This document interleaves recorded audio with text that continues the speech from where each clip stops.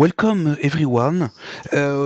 We have now a third session that is devoted to slide 18 and 19, that is middle class dynamics. I share immediately with you my PowerPoint. Right. Yeah, as usual, it's a routine now. You have here some page, the PowerPoint here.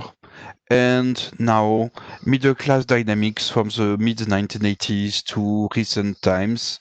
That is a replication of slide 18 and 19 in Janet Gornick's presentation.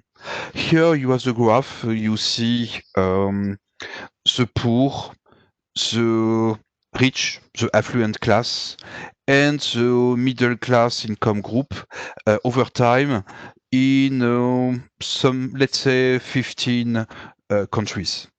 We try to do this, to do the same. So for this introduction, the question of slide 18, 19, middle class dynamics, we'll see the different concepts there, including the class, the income class groups. Then how do we program that on Statin? What is implementation on LISI and exercise? Yeah. Uh, just to precise, this session is very close to session 16 because we make use almost of the same variables. So the only one thing that change is the last lines at the end of the loop of slide 16 and the very first line because we have 15 countries to consider. Yeah. So the question is perfectly presented by Janet. What about the hollowing out of the middle? Is it general or is it special to some countries? What about the size of the middle income class group? Yeah. Once again, slide 18, 19, it's okay.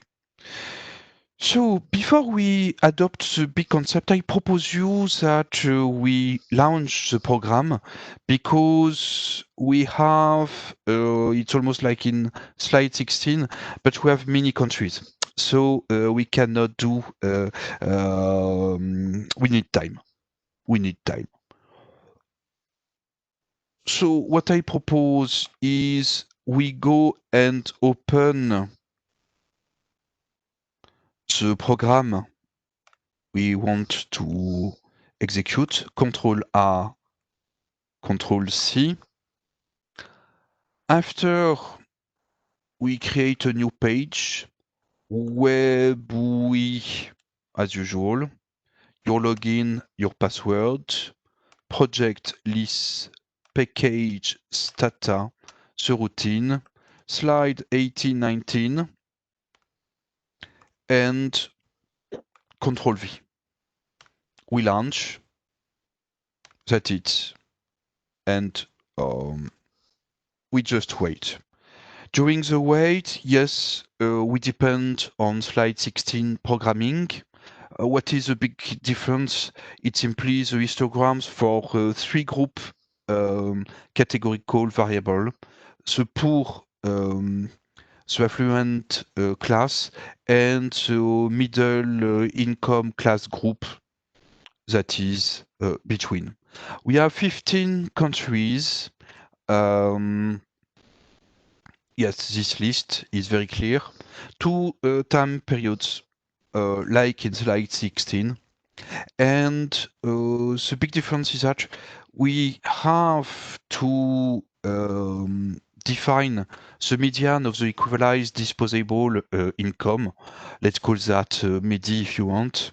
Below 50% of the MEDI, you have the relative poverty group.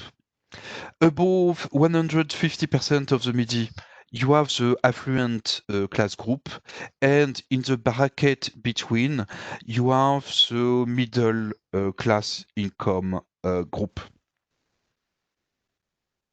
And this means that if you have a look to the program, it's almost like slide 16, but we change things at the end of the program, including the end of the loop you can read on slide 16.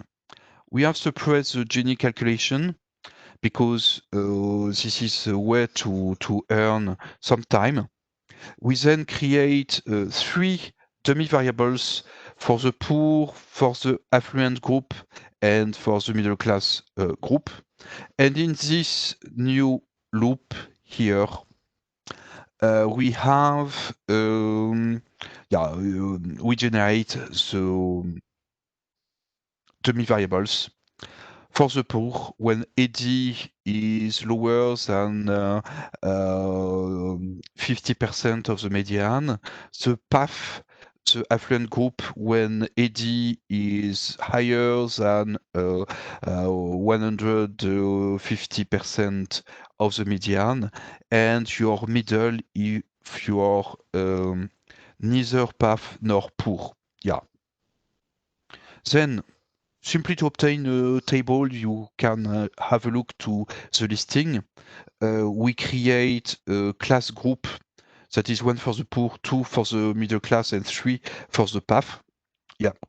And then we create a time variable, 1 for the old times and 2 for the 2010 something, the most recent year available.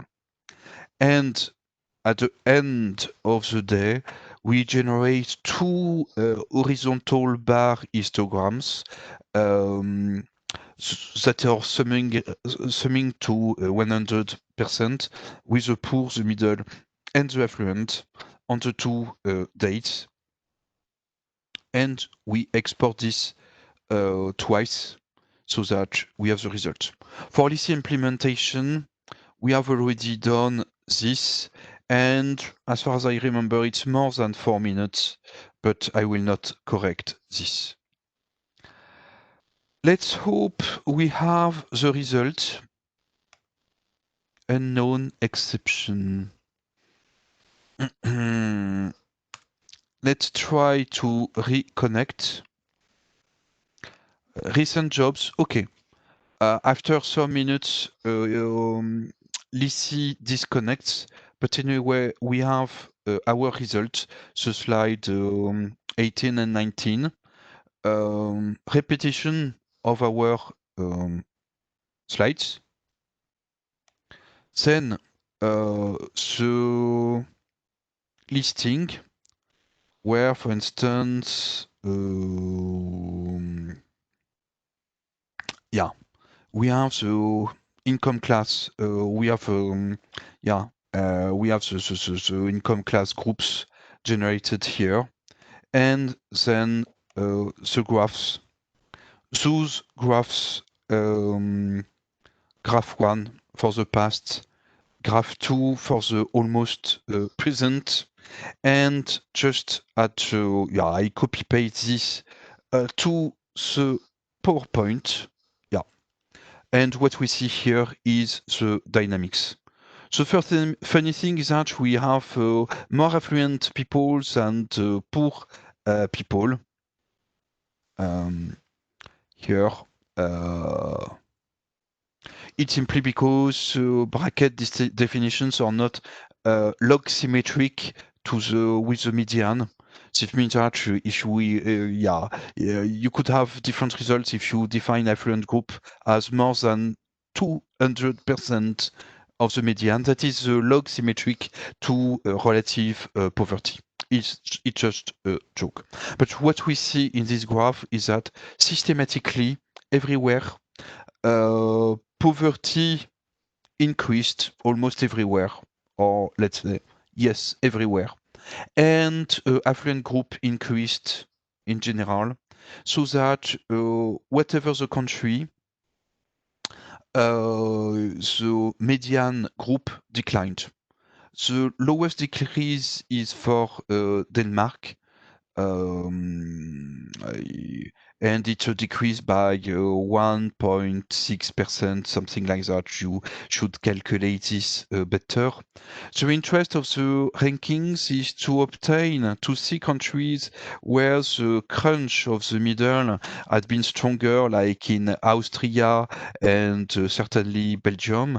And you see also the countries like Denmark and Australia, where the dynamics of middle class decline is not that strong. So we've seen this. Important thing, Israel and the US are at the top. Nordic countries are more modest on middle class decline. Anyway, this trend of shrinking middle class is well assessed in this group of countries, and the ranks helps detect your the transformations. So you can add your comments and for your exercises. What about France? Oops. What happened there? Big question. Indeed, most of the transformation of France are in the 1980s. You can elaborate on the social policies of the 1980s in France. And then please add the Latin American countries just to have fun. So enjoy this series of programs and see the possibility for you to develop new interesting transformation. So thanks a lot. See you next session for a new replication of results, and have a good day. Thanks a lot. Bye. And stop.